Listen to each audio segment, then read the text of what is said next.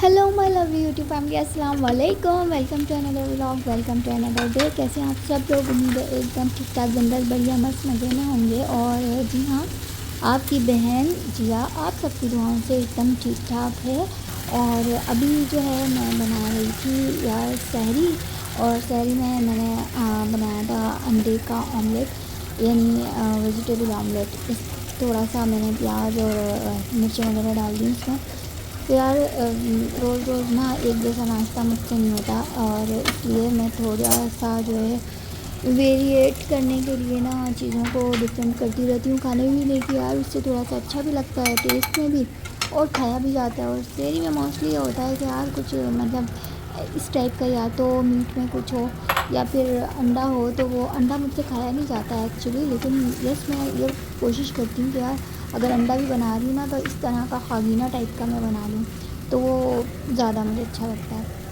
खैर अभी तो नाश्ते में हमने बस आज यही कुछ है, अंडा पराठा ऑमलेट, और साथ में चाय थी कड़क सी मज़ेदार सी कड़क चाय। झाग वाली चाय की बात ही अलग होती है। तो यार सहरी और रमज़ान जब भी आता है ना, तो मुझे बड़ी अपनी अम्मी की याद आती है। तो ये वो ऐसे मज़हबी हमारे त्यौहार हैं, समझ लें इवेंट है मज़हबी, जिसमें जो है ना बहुत सारी यादें जुड़ी हुई होती हैं, जिनके साथ आपका बचपन जुड़ा हुआ होता है। तो आज से जो 25 साल पहले का जो रमज़ान आते थे वो सर्दियों में आते थे।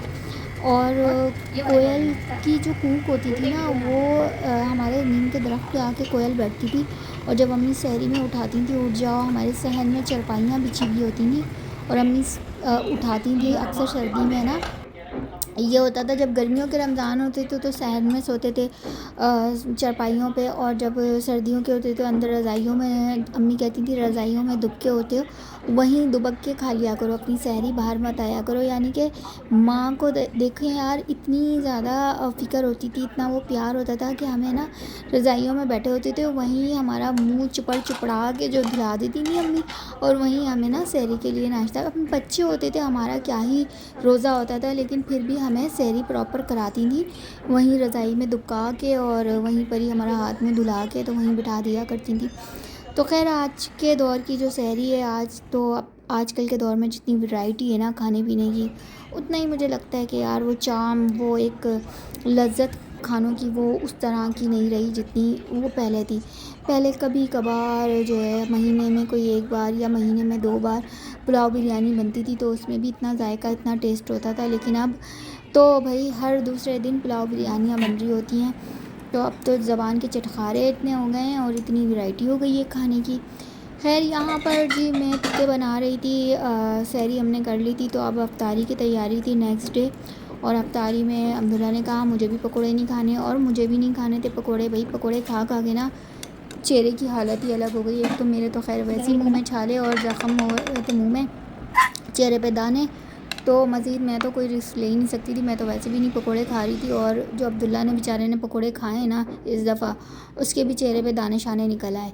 तो खैर यहाँ पर फिर मैंने आज सोचा कि यार टिक्के बना लेती हूँ, तो इसलिए मैं टिक्कों को यहाँ पर कर रही थी मैरिनेट। मैंने सोचा आज अफ्तारी में जो है टिक्के हो जाएं, और साथ में मैं चपातियाँ बना लूँगी, साथ में रायता सैलड हो जाएगा। बस यही हमारी आज की अफ्तारी होने वाली है।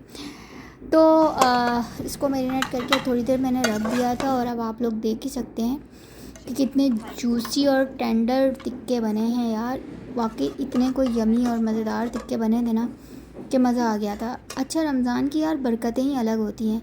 आप बिना चखे, बिना जायके को टेस्ट किए, आप अपने अंदाज़े से सारे काम कर रहे होते हो।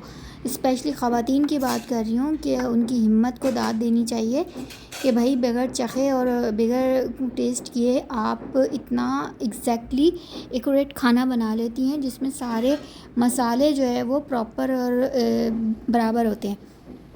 तो इसलिए भाई औरतों से ना पंगे नहीं लेने चाहिए। औरतों के हवास खमसा भी बहुत तेज़ होती है, और औरतों का जो है ना आईक्यू लेवल इसलिए तेज़ होता है, औरतों की छठी इसलिए तेज़ होती है।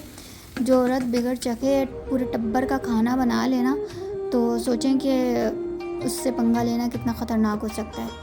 एनीवेज़ यहाँ पर जी दस्तरख़्वान लग गया है, और रोज़ा खुल चुका है, और अल्हम्दुलिल्लाह अब हम अपना रोज़ा अफ्तार करने लगे हैं।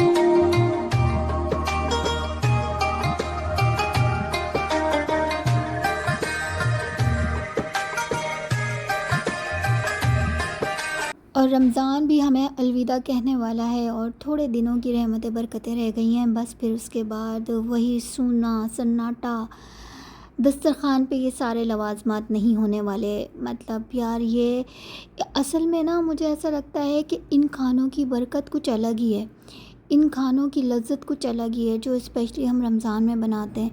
और जो कुछ भी हम पूरा साल बना लें उसमें वो लज़्ज़त नहीं रहती, वो बरकत नहीं होती यार जो स्पेशली रमज़ान के महीने में होती है। तो बस अल्लाह ताला से यही दुआ है कि हर साल इसी तरह सबके दस्तरख़्वान सजे रहें और सबकी इबादत अल्लाह ताला कबूल करे इस रमज़ान भी। तो यहाँ पर नेक्स्ट डे का ये व्लॉग है और यहाँ पर मैं अब आज अफ्तार में बना रही थी सैंडविचेस और सैंडविचेस कह रही हूँ, बन कबाब, बर्गर, अंडे वाला बर्गर। तो यहाँ पर बर्गर बन रहा था और साथ में मैं पुलाव बना रही थी।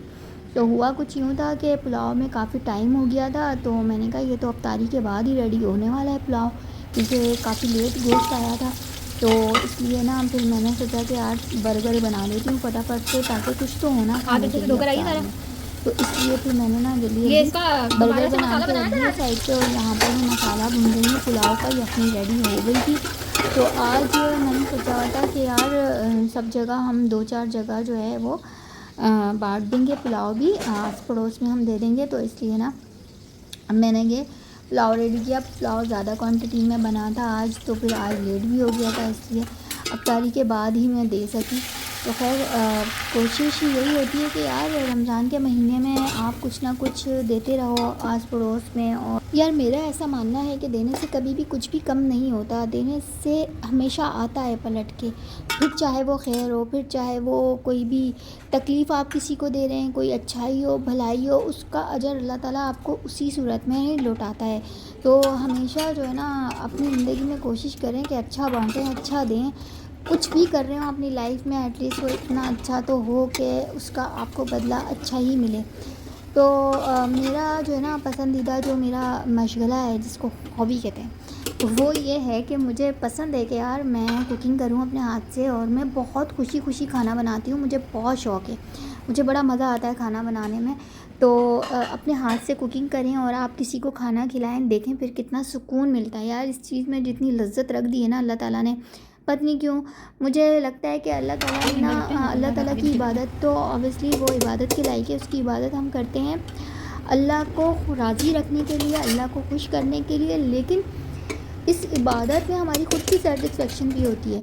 और कुछ इबादतें ऐसी होती हैं जो अल्लाह के बंदों के लिए होती हैं, वो भी इबादत ही होती है। जब अल्लाह के बंदों के साथ आप जुड़े होते हो, उनकी खिदमत कर रहे होते हो, उनके लिए कुछ अच्छा कर रहे होते हो, तो ऑब्वियसली वो भी इबादत ही होती है। किसी के लिए कोई आसानी पैदा कर देना, किसी के लिए आप खैर का बाइस बन जाना, किसी की मदद कर देना, तो ये सब भी इबादत ही है।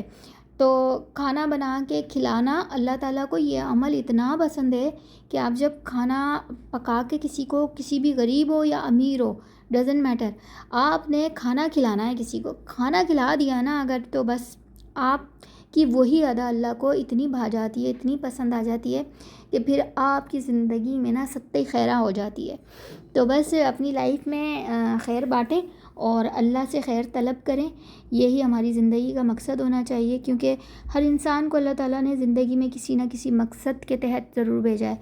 तो बस अपने मकसद को समझें और अपनी ज़िंदगी को बेहतर तरीके से जिएँ। यहाँ पर सम सीड्स को मैंने ड्राई रोस्ट करके इसको पाउडर फॉर्म कर लिया और यहाँ पर मैं कोकोनट मिल्क के साथ इसको खाती हूँ डेली।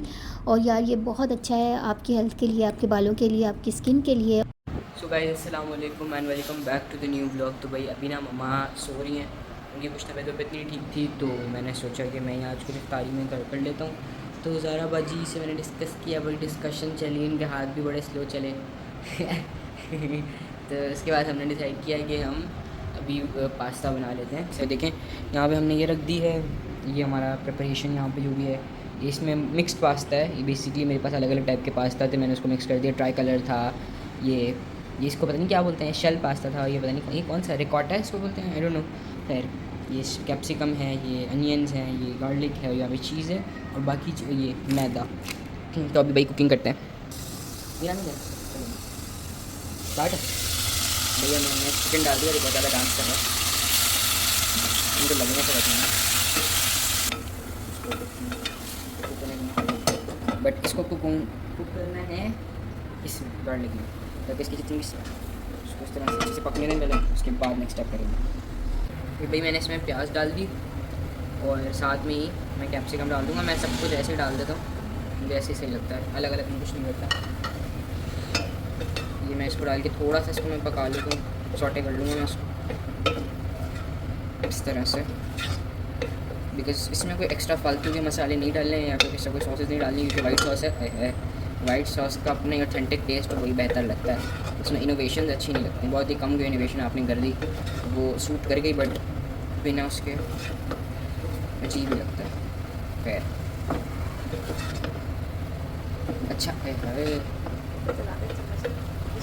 क्या होगा इसका, ये अल्लाह ही मालिक है मेरा तो, और जो खाने वाले हैं उनका नहीं, खाने वालों में तो टेस्ट में तो सही बनाता हूँ मैं चीज़ें, इतना भी मैं पूरा कुक नहीं हूँ। लेकिन हाँ आधा गिराओगे आधा पकाओगे। हाँ ये थोड़ा सा इसमें मैंने मिल्क डाला है ना, इसमें मैदा भी तो डलेगा ना, गाढ़ा हो जाएगा। ये मिल्क डाल दिया मैंने इसमें, और मिल्क के अंदर ही इसमें सॉल्ट डलेगा अपने टेस्ट के अकॉर्डिंग। ये वैसे ही सॉल्टी होते हैं, जिसमें सॉल्ट कम रहता है तो बेहतर है। ठीक है फड़ा स्मेल बस रुक, टेबल लग गया है तो टीस्पून में टेबल आ गया है, मज़े ही हो गया। बट स्टिल इसकी सॉस ना थोड़ी सी ज़्यादा बन गई, पास्ता ज़्यादा है ना, तो इसको फ़ौरन से हिला लेता हूँ, लम्स ना बन जाए, लम्स बन गए तो काम हो जाएगा। जस्ट फॉर द टेस्ट सही है ना, दूध और डालते हैं इसमें काफ़ी खुशबू अच्छी आ रही है। चीज़ डाल दूँ इसमें,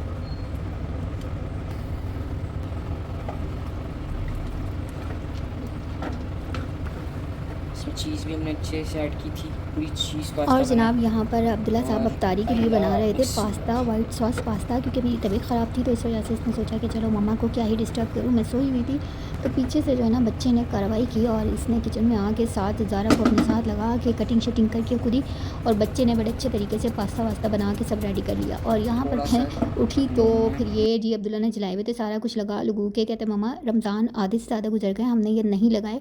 तो ये लाइट्स मैंने मंगवाई थी लास्ट रमज़ान में, तो काफ़ी लेट आई थी दराज से, फिर मैंने सोचा चलो अब नेक्स्ट रमज़ान इसको लगाएंगे। तो नेक्स्ट रमज़ान में भी ये हुआ कि मेरी तबीयत ख़राब हो गई थी, तो आधे रमज़ान गुजर ही गए इसी तरह। लाइट्स ऑफ करके ना अब्दुल्ला ने मुझे ये दिखाया कि मामा देखिए कितनी प्यारी लग रही है, और इतनी अच्छी वाइब्स आ रही थी, इतना अच्छा लग रहा था सारा। और यहाँ जी हो गया सहरी का टाइम, और सहरी में आज हमने बॉयल एग किए, साथ में शामी कबाब, दही, और साथ में मलाई थी, कीमा था, थोड़ा सा पराठे थे और कड़क चाय। यार आज अल्हम्दुलिल्लाह काफ़ी कुछ था सहरी में, तो वही बात है कि सहरी में खाया ही क्या जाता है। तो खैर ये मेरा अदर पार्सल क्या था ये था मैंने मंगवाया था अपना हेयर सीरम, जो कि स्कैल्प पे यूज़ होता है हेयर लॉस के लिए। आपके जो बाल टाइनी होते हैं, बहुत ज़्यादा थिन होते हैं, बहुत ज़्यादा, उसको ये रीग्रोथ करता है, बेबी हेयर लेकर आता है और आपकी बालों में नरिशिंग प्रोवाइड करता है।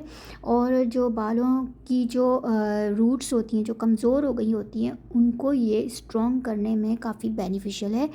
और ये मैंने भी वीडियो देख के ही मंगवाया था, ये डॉक्टर की रिकमेंड पे नहीं मंगवाया मैंने, ये मैंने एक वीडियो देखी थी, उसमें ये रिव्यू किया था इस प्रोडक्ट का, इस सीरम का, तो मैंने मंगवा लिया। क्योंकि ये पेड रिव्यू नहीं था तो इसलिए एक डॉक्टर हैं डॉक्टर लारेब, उनकी मैंने वीडियो देखी थी, तो फिर मैंने ये मंगवाया। और काफ़ी प्रीमियम क्वालिटी में तो इसकी बॉटल थी, हाँ बॉटल काफ़ी छोटी थी, बट यस इसकी निडल वगैरह ये देखें काफ़ी अच्छी प्रीमियम क्वालिटी की दी हुई स्प्रे बॉटल है, और ये मुझे ना बहुत अच्छी लगी। साथ ही मैंने डर्मा रोलर भी मंगवा लिया था, क्योंकि मेरे बाल जितने थिन है ना, मुझे तो ज़रूरत है इसकी। तो छोटी छोटी सी निडल्स होती हैं यार डर्मा रोलर में, तो वो जो है ना स्कैल्प में आपको अप्लाई करना होता है, और लेकिन वो आप अपने खुद के यूज़ के लिए आप रख सकते हैं, आप इसको किसी और को यूज़ करने नहीं दे सकते, क्योंकि ये आपकी अपनी स्कैल्प पे लगता है, फिर आप किसी और को यूज़ नहीं करा सकते इसे। तो मुझे भी काफ़ी यूज़फुल लगा, तो इसलिए मैंने ये प्रोडक्ट मंगवा लिया।